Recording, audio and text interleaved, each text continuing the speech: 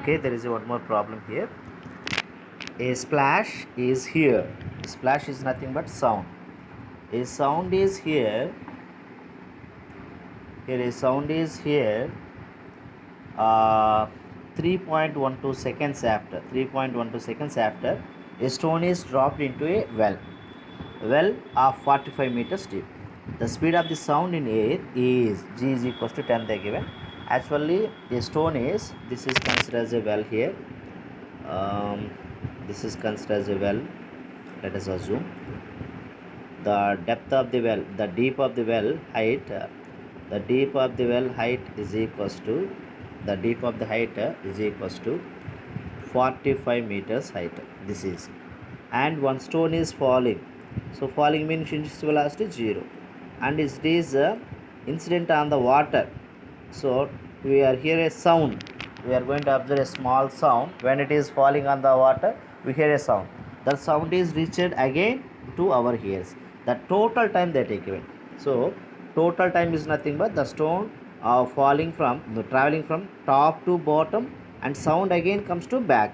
So that is called as total time. They given in this problem total time. Total time. Total time is equals to 3.12 seconds. The total time is nothing but time taken to reach the freely falling body bottom of the well, and it is incident on the water. Again it produces the sound. The sound is reaches to our ear again. So this is the total time. In this condition, we need to find out speed of the sound in the air is, speed of the sound in air. So air is nothing but the distance is 45. Here sound is produced and again comes to here. So 45 distance.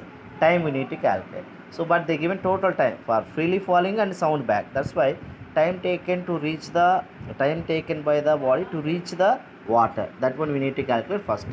From the time we are going to separate, the time is subtracted from 3.12 second, we are going to get remaining time. So here time, here time taken, time taken to reach the,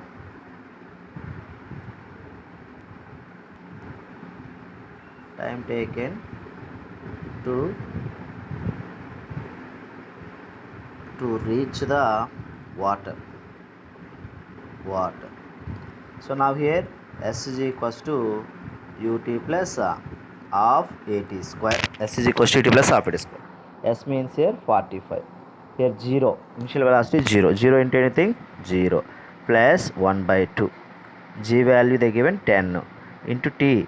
How much time we want to take? We need to calculate t square. So now here 2 ones, 2 5s. So now 45 is equals to 5 t square. 5 ones, 5 nines. Now t square is equals to 9. T is equals to root 9. So 3 seconds. So it takes 3 seconds to reach from top to water, and again just 0.1 second, 1 2 seconds only the sound will travel. So now here remaining time. So remaining time t is equals to 3.12 minus already 3 seconds taken to reach the water, 3, that is equals to 0.12 seconds. This is the time taken to reach the sound from bottom to top. So that's why time, sound. So we know that formula.